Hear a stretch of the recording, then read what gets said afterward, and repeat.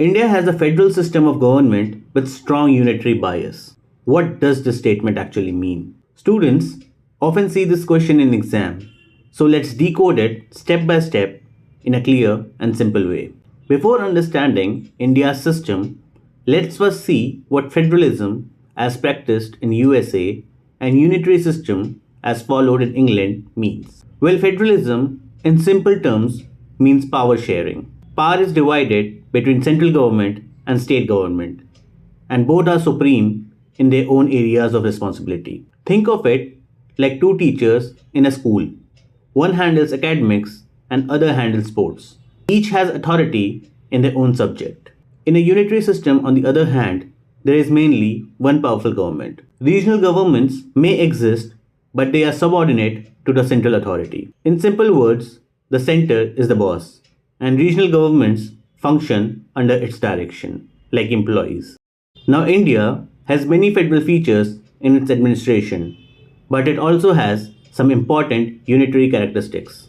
Let's first understand the federal features, and remember, this itself can come as a separate exam question.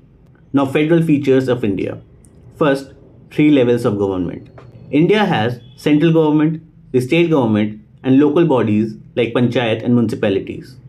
Their powers and source of revenue are clearly defined in the constitution. Second, shared power in constitutional amendments. The provisions of the constitution cannot be changed unilaterally by one level of government alone. In many important amendments, both the center and the state participates. Third, supremacy of the constitution and role of courts. The disputes between center and states are settled by courts according to the constitution.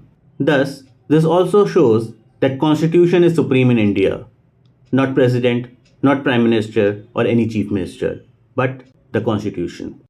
Now let's move to the next part, as why do we say that India has a unitary bias? Here, the word bias means a tilt towards certain unitary features. Now what are those features? Let's discuss them step by step. First, a strong center.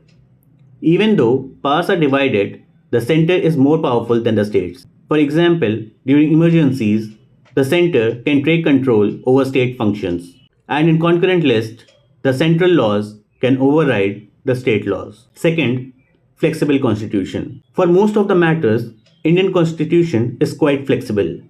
What does it mean when I say flexible?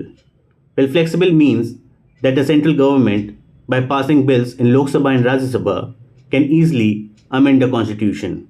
Third, unequal representation of states in Rajya Sabha and the presence of union territories. In Rajya Sabha, representation of state is based on population and not equality. Also, the presence of union territories like Delhi, Jammu Kashmir, Puducherry, and many more, which are directly administered by the center, gives more power to central authority.